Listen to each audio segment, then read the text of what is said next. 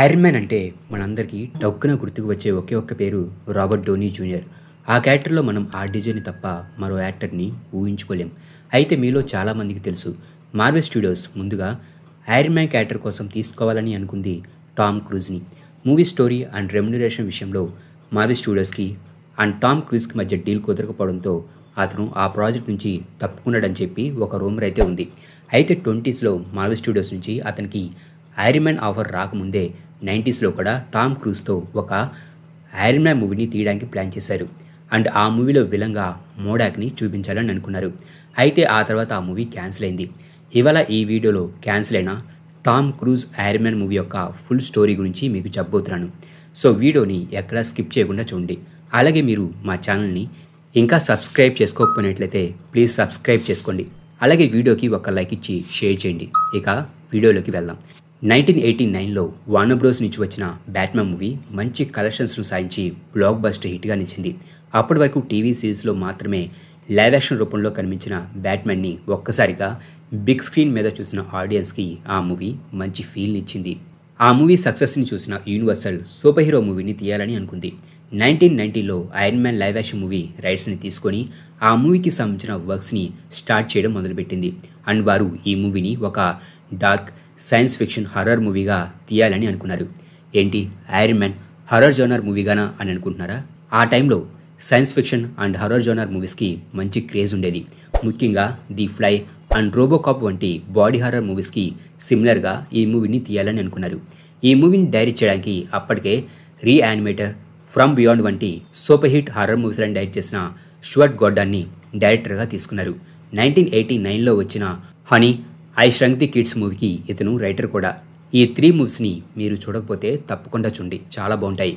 Honey I ష్రంక్ the kids మూవీని అయితే నాకు తెలిసి ప్రతి 90s కిడ్ కూడా తప్పకుండా చూసే ఉంటారు. ఈ మూవీ చాలా పాపులర్. అలాగే ఈ ఐరన్ మ్యాన్ మూవీ ప్లాట్ విషయానికి వస్తే ఈ మూవీ స్టోరీ ఓల్డ్ అయిన టోనీ స్టార్క్ మీద ఫోకస్ అయి ఉంటుంది. అతను స్టార్క్ ఇండస్ట్రీస్ని చాలా కాలం పాటు రన్ చేస్తూ ఉంటాడు. ఆ కంపెనీ స్ట్రెస్ వలన సైకలాజికల్గా అండ్ ఫిజికల్గా ట్రామాకి గురవుతాడు. అతనికి హార్ట్ అటాక్ రావడంతో ఆ కంపెనీ బాధ్యతల నుంచి తప్పుకొని రిటైర్మెంట్ తీసుకొని లాస్ వేగాస్లో ఉన్న తన పెంట్ హౌస్లో అతను రెస్ట్ తీసుకుంటూ ఉంటాడు.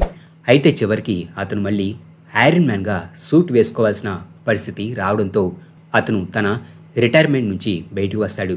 1986లో వచ్చిన Batman the Dark Knight Returns కామిక్ని బేస్ చేసుకొని సేమ్ అదే నేమ్తో వచ్చిన యానిమేషన్ మూవీస్లో ఎలా అయితే బ్యాట్మ్యాన్ రిటైర్ అయిన తర్వాత సైకలాజికల్గా స్ట్రగుల్ అవుతాడో, ఆ తర్వాత అతను తన రిటైర్మెంట్ నుంచి ఎలా బయటకు వస్తాడో సేమ్ అదే విధంగా ఈ మూవీలో చూపించాలని అనుకున్నారు. అండ్ స్టూవర్ట్ గోర్డాన్ ఈ మూవీలో టోనీ స్టార్క్ క్యారెక్టర్ కోసం క్లింట్ ఈస్ట్వుడ్ని కానీ లేదా పాల్ న్యూమ్యాన్ని కానీ తీసుకోవాలని అనుకున్నాడు.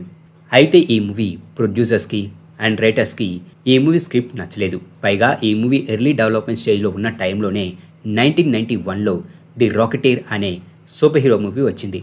అండ్ ఆ మూవీ కొంచెం ఈ మూవీ స్టోరీకి సిమిలర్గా ఉండడం అండ్ ఆ మూవీకి ఆడియన్స్ నుంచి మంచి రెస్పాన్స్ వచ్చినప్పటికీ బాక్స్ ఆఫీస్ సక్సెస్ కాలేకపోయింది. ఆ తర్వాత యూనివర్సల్ ఈ ఐరన్ మ్యాన్ మూవీని తీయడానికి ఇంట్రెస్ట్ చూపించలేదు. అండ్ 1996లో Universal Iron Man live action movie రైట్స్ని ఫాక్స్కి అమ్మేసింది. ఫాక్స్ కూడా లైవ్ యాక్షన్ ఐరన్ మ్యాన్ మూవీని తీయాలని అనుకుంది. అండ్ మూవీ ఓల్డ్ స్క్రిప్ట్ని పక్కన పెట్టి న్యూ స్క్రిప్ట్ కోసం జెఫ్ వెంటార్ అనే రైటర్ని తీసుకుంది. ఇతను ఆ టైంలో కొన్ని అన్ప్రొడ్యూస్డ్ స్క్రీన్ ప్లేస్ని రాశాడు. ఐ రోబోట్ మూవీకి సంబంధించిన ఒరిజినల్ స్క్రిప్ట్ని కూడా ఇతను రాశాడు. కాకపోతే ఆ తర్వాత ఆ మూవీ స్క్రిప్ట్లో చాలా మార్పులు జరిగాయి. అయితే ఇతను ఈ ఐరన్ మ్యాన్ మూవీకి కథని అందించాలంటే తనతో పాటు స్టాన్ లీ కూడా ఈ మూవీకి కో రైటర్గా ఉండాలని ఒక కండిషన్ పెట్టాడు. ఇందుకు స్టాన్ లీ కూడా ఒప్పుకొని అతనితో కలిసి ఈ మూవీ స్క్రిప్ట్ని రాయడం స్టార్ట్ చేశారు. ఈ మూవీలో నటించడానికి ముందు నికోలస్ కేజ్ ఇంట్రెస్ట్ చూపాడు. అయితే అదే సమయంలో అతనికి Tim Burton Superman Lives మూవీలో కూడా సూపర్ మ్యాన్గా నటించే అవకాశం రావడంతో అతను ఆ మూవీని చూస్ చేసుకున్నాడు. అయితే ఆ తర్వాత ఆ మూవీ కూడా క్యాన్సిల్ అయిందనుకోండి. ఆ తర్వాత ఈ మూవీలో టోనీ స్టార్క్గా నటించే అవకాశం టామ్ క్రూజ్కి దక్కింది. అతను కూడా టోనీ స్టార్క్ రోల్లో నటించడానికి చాలా ఇంట్రెస్ట్ చూపాడు. అంతేకాదు అతను ఈ మూవీని ప్రొడ్యూస్ కూడా చేయాలని అనుకున్నాడు. అతను నటించిన మిషన్ ఇంపాసిబుల్ మొదటి మూవీ అప్పటికే రిలీజ్ అయి బ్లాక్ బస్టర్ హిట్ అయింది. ఇక టామ్ క్రూజ్ యొక్క ఐరన్ మ్యాన్ స్టోరీ విషయానికి వస్తే ఈ movie story post cold war టైంలో ఉంటుంది. టోనీ స్టార్క్ ప్రజల్ని కాపాడాలనే ఉద్దేశంతో తన కంపెనీలో వెపన్స్ మ్యానుఫ్యాక్చరింగ్ చేయడం ఆపేసి రెస్క్యూ రిడీమ్ ఆర్మర్ని బిల్డ్ చేయడం స్టార్ట్ చేస్తాడు. ఎమర్జెన్సీ టైంలో ప్రజల్ని కాపాడడం అండ్ వారికి మెడికల్ ట్రీట్మెంట్ ఇవ్వడం ఈ ఆర్మర్ యొక్క ఉద్దేశం. అయితే స్టార్క్ ఇండస్ట్రీస్ వైస్ ప్రెసిడెంట్ అయిన జెర్మీ బ్లాండ్ ఈ రెస్క్యూ ఆర్మర్ని మిలిటరైజ్ చేసి దానిని వెపన్గా, మొబైల్ బ్యాటిల్ సూట్గా మార్చాలని అనుకుంటాడు. అయితే దీనికి స్టార్క్ ఒప్పుకోకపోవడంతో బ్లాండ్ అడ్వాన్స్డ్ ఐడియా మెకానిక్స్ షార్ట్కట్లో ఎయిమ్తో సీక్రెట్గా చేతులు కలిపి టోనీ స్టార్క్ని చంపడానికి కుట్ర చేస్తాడు.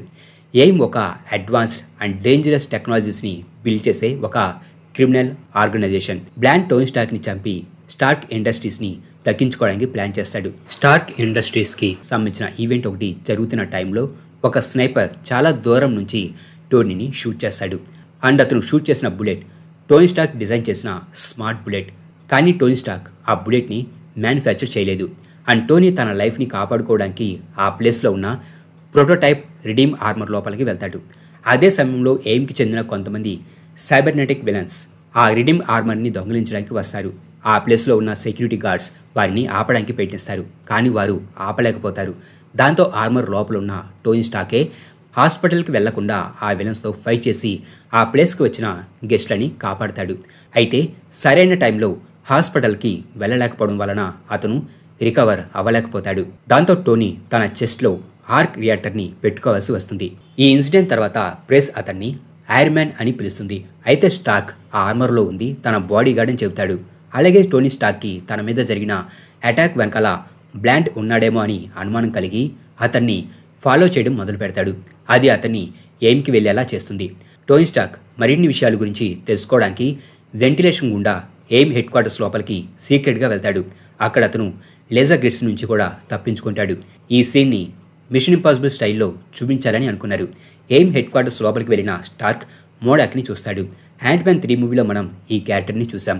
అండ్ ఆ ప్లేస్లో టోనీ స్టార్క్ ప్రెజెన్స్ రివీల్ అవ్వడంతో అక్కడున్న సైబర్నెటిక్ విలన్స్ స్టార్క్ పైన అటాక్ చేయడానికి ప్రయత్నిస్తారు. టోనీ స్టార్క్ వారితో ఫైట్ చేస్తున్నప్పుడు వారు half human and half machine అని తెలుసుకుంటాడు. టోనీ స్టార్క్ ఆ ప్లేస్ నుంచి త్రుటిలో ప్రాణాలతో బయటపడతాడు. మోడాక్ ప్లాన్ గురించి అండ్ సైబర్నెటిక్ గార్డ్స్ యొక్క ఎబిలిటీస్ని చూసిన టోనీ స్టార్క్ ఎయిమ్ని ఆపడానికి రిడీమ్ ఆర్మర్ కంటే పవర్ఫుల్ అయిన ఐరన్ మ్యాన్ ఆర్మర్ని బిల్డ్ చేయాలని అనుకుంటాడు. అయితే టోనీ స్టార్క్ అసిస్టెంట్ అయిన పెప్పర్ పాట్స్ టోనీ స్టార్క్ దగ్గరకు వచ్చి board and investors Tony Stark redeem ఆర్మర్ని మిలిటరీ వెపన్లా అమ్మకపోవడం వలన స్టార్క్ని తన పదవి నుంచి తీసేయడానికి చూస్తున్నారని వాంఛిస్తుంది. అలాగే టోనీ స్టార్క్ ఐరన్ మ్యాన్ ఆర్మర్ని టెస్ట్ చేస్తున్నప్పుడు అతను ఒక దొంగతనం జరుగుతూ ఉండడాన్ని చూస్తాడు. అప్పుడు అతను ఆ ప్లేస్కి వెళ్ళి ఆ దొంగతనాన్ని ఆపుతాడు. ఇది ఐరన్ మ్యాన్ని ఒక సెలబ్రిటీగా, హీరోగా మారుస్తుంది. అలాగే బోర్డ్ అండ్ ఇన్వెస్టర్ల నమ్మకాన్ని గెలవడం కోసం టోనీ ఐరన్ మ్యాన్ యొక్క న్యూ సూట్ని అన్వీల్ చేయడానికి ఒక ప్రెస్ కాన్ఫరెన్స్ని ఏర్పాటు చేస్తాడు. అయితే ఆ ఈవెంట్లో మోడాక్ టోనీ స్టార్క్ తన ఐరన్ మ్యాన్ సూట్లో ఉన్నప్పుడు ఆ సూట్ని హ్యాక్ చేసి దానిని కంట్రోల్ చేసి రిపల్సర్ బ్లాస్ట్తో ఆ ప్లేస్లో ఉన్న ఒక ఇన్నోసెంట్ బ్యాంకర్ని వ్యాపరైజ్ చేస్తాడు.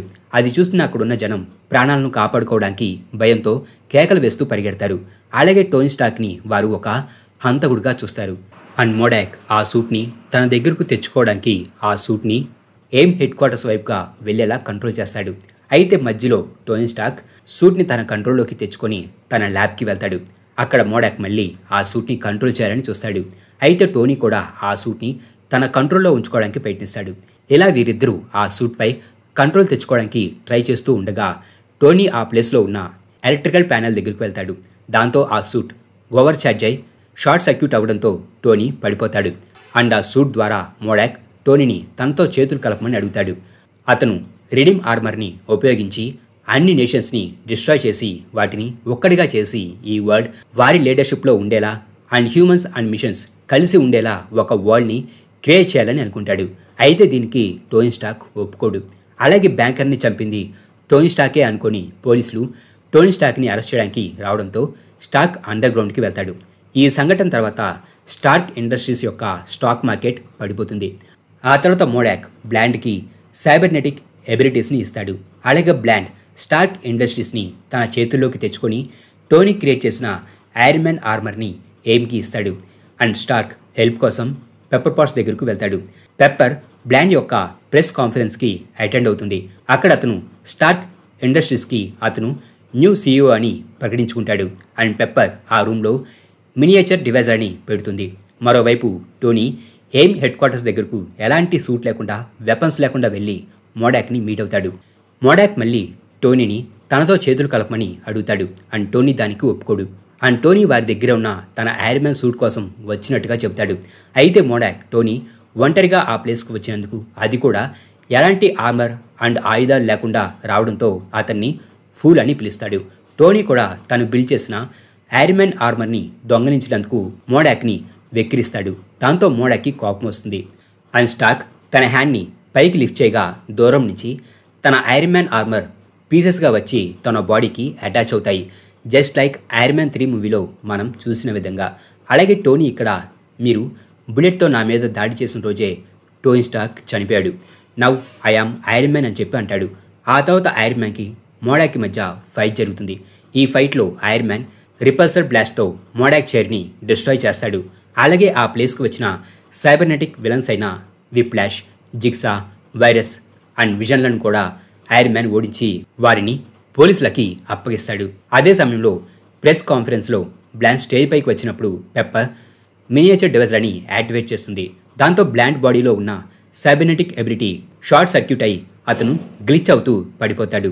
ఆ తర్వాత టోనీ నిరపరాధని తేలుతుంది. అండ్ మూవీ ఎండింగ్ సీన్లో టోనీ స్టార్క్ తన వర్క్షాప్లో ఉంటాడు. అతను తన న్యూ ఐరన్ మ్యాన్ ఆర్మర్ మీద వర్క్ చేస్తూ ఉంటాడు. అలాగే అతని ఆర్క్ రియాక్టర్ని చూస్తూ, ఏదో ఒకరోజు నన్ను ప్రాణాలతో ఉంచుతున్న ఈ ఆర్క్ రియాక్టర్ని పెట్టుకునే నేను మరణిస్తానని నాకు తెలుసు, కానీ ఇది ఆ రోజు కాదని అంటాడు. దీంతో ఈ మూవీ ఎండ్ అవుతుంది. ఈ మూవీ స్క్రిప్ట్లో ఉన్న చాలా సీన్స్ని ఎంసీయూలో వచ్చిన ఐరన్ మ్యాన్ మూవీస్లో చూపించారు.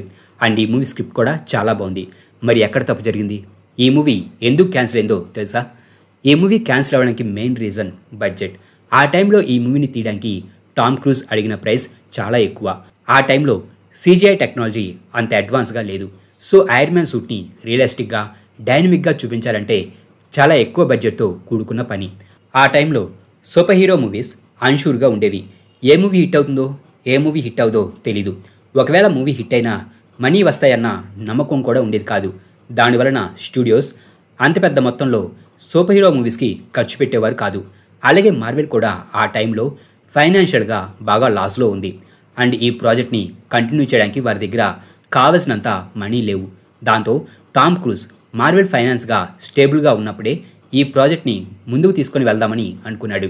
అండ్ ఆ టైంలో ఫాక్స్కి ప్రెసిడెంట్ అయిన టామ్ రోత్మ్యాన్కి అయితే ఈ మూవీ స్క్రిప్ట్ బాగా నచ్చింది. కానీ సూపర్ హీరో మూవీస్ మార్కెట్లో నడవడం కష్టమని, ముఖ్యంగా ఐరన్ మ్యాన్ లాంటి హీరో మీద మూవీ అంటే ఎవరూ చూడరు అన్నట్టుగా అతను మాట్లాడాడు. ఈ మాట ఈ రోజు వింటే ఎవరికైనా నవ్వొస్తుంది. ఐరన్ మ్యాన్ క్యారెక్టర్ ఇప్పుడు ఎంత పాపులరో మనందరికీ తెలుసు. అయితే అదే టైంలో ఫాక్స్ కొన్ని సూపర్ హీరో మూవీస్ని తీయడానికి ప్లాన్ చేస్తూ ఉండడం వలన ఇన్ని సూపర్ హీరో మూవీస్ని తీయడం కష్టమని భావించిన Tom Rothman Iron Man movie రైట్స్ని న్యూ లైన్ సినిమాకి అమ్మేశాడు. న్యూ లైన్ సినిమా అప్పటికే బ్లేడ్ వంటి వ్యాంపైర్ సూపర్ హీరో మూవీని తీసి సక్సెస్లో ఉంది. సో వారు ఐరన్ మ్యాన్ మూవీని కూడా తీసి వారి సక్సెస్ని కంటిన్యూ చేస్తామనే నమ్మకంతో వీరు కూడా ఐరన్ మ్యాన్ మూవీని డెవలప్ చేయడం స్టార్ట్ చేశారు. ఈ మూవీ కోసం వారు 3 స్క్రీన్ రైటర్స్ని తీసుకున్నారు. వీరిలో బ్లేడ్ మూవీకి రైటర్ అయిన David goer, X-Men and X2 మూవీస్కి రైటర్ అయిన డేవిడ్ హేటర్, అలాగే మార్క్ ప్రొడోసవిక్. ఇతను అప్పటికి క్యాన్సిల్ అయిన బ్యాట్మెన్ అండ్ రాబిన్ మూవీ సీక్వెల్కి కథని అందించాడు. అలాగే ఆ తర్వాత ఐ యామ్ లెజెండ్, థార్ మూవీస్కి కూడా కథని అందించాడు. సో ఇలా ఈ మూవీ స్క్రిప్ట్ కోసం ఈ ముగ్గురిని న్యూ లైన్ సినిమా తీసుకుంది. వీరు రాసిన స్క్రిప్ట్లో విలంగా టోనీ స్టార్క్ ఫాదర్ అయిన హవర్డ్ స్టార్క్ని చూపించాలని అనుకున్నారు. టోనీ అండ్ హవర్డ్ స్టార్క్లు ఇద్దరు వేరు వేరు కంపెనీస్ని రన్ చేస్తూ పోటీ పడుతూ ఉంటారు. హవర్డ్ టోనీ స్టార్క్ ఇన్వెన్షన్స్ని దొంగలిస్తాడు అండ్ వాటిని యుద్ధానికి యూజ్ చేయాలని అనుకుంటాడు. చివరికి హవర్డ్ స్టార్క్ వారి మిషన్గా అవుతాడు. అండ్ మూవీ చివరిలో టోనీ స్టార్క్కి అండ్ హవర్డ్ స్టార్క్ మధ్య ఫైట్ జరుగుతుంది. ఈ స్క్రిప్ట్ న్యూ లైన్ సినిమాకి నచ్చింది. అయితే న్యూ లైన్ ఫౌండర్ అయిన బాబ్ షేక్ మాత్రం Iron Man armour too heavy కాబట్టి అతను ఫ్లై అవ్వకూడదని అనుకున్నాడు. అయితే అప్పటి మార్వెల్ CEO అయిన ఐవియర్ రాడ్ ఐరన్ మ్యాన్ పాయింటే అతను టెక్ ఆర్మర్తో ఫ్లై అవడం అని చెప్పాడు. ఆ తర్వాత సరైన విజన్ లేకపోవడంతో ఈ ప్రాజెక్ట్ కూడా క్యాన్సిల్ అయింది. ఆ తర్వాత మార్వెల్ ఫైనాన్షియల్గా మళ్ళీ స్టేబుల్ అయిన తర్వాత ఐరన్ మ్యాన్ మూవీ రైట్స్ని వారు దక్కించుకున్నారు. అంతేకాకుండా మార్వెల్ వేరే స్టూడియోస్తో కలిసి కాకుండా వారి ఓన్గానే మార్వెల్ మూవీస్ని తీసి ప్రాఫిట్స్ని కూడా వేరే స్టూడియోస్తో షేర్ చేసుకునే పని లేకుండా వారి మూవీస్ యొక్క 100% ప్రాఫిట్ని పొందవచ్చని, అలాగే కామిక్స్లోకి లాగా వారు తీసే మూవీస్లో కనిపించే క్యారెక్టర్స్తో క్రాస్ ఓవర్ టీమప్ మూవీస్లను కూడా తీయవచ్చనే ఉద్దేశంతో మార్వెల్ వారి మూవీస్లని వారే ఓన్గా ప్రొడ్యూస్ చేయాలని నిర్ణయించుకుంది. న్యూల్యాండ్ నుంచి ఐరన్ మ్యాన్ క్యారెక్టర్ని మార్వెల్ దక్కించుకున్న తర్వాత మార్వెల్ వారు తీయబోయే మొట్టమొదటి మూవీ ఐరన్ మ్యాన్ అని చెప్పి ఆ మూవీ హీరోగా రాబర్ట్ డౌనీ జూనియర్ని అనౌన్స్ చేసింది. అలా ఎంసీలో ముందుగా ఐరన్ మ్యాన్ మూవీ వచ్చింది. ఇక రెస్ట్ ఈస్ హిస్టరీ. మరి ఈ Tom cruise iron Man movie వచ్చింటే ఎలా ఉండేదని మీరు అనుకుంటున్నారో కింద కామెంట్ బాక్స్లో రాయండి. మా ఈ వీడియో మీకు నచ్చినట్లయితే ప్లీజ్ లైక్ చేయండి, షేర్ చేయండి. మా ఛానల్ని మీరు ఇంకా సబ్స్క్రైబ్ చేసుకున్నట్లయితే ప్లీజ్ మా ఛానల్ని సబ్స్క్రైబ్ చేసుకోండి. అలాగే మా వీడియోస్ నోటిఫికేషన్ రూపంలో మీకు ఎప్పటికప్పుడు అప్డేట్స్గా రావాలంటే పక్కనున్న బెల్ ఐకాన్ క్లిక్ చేయండి.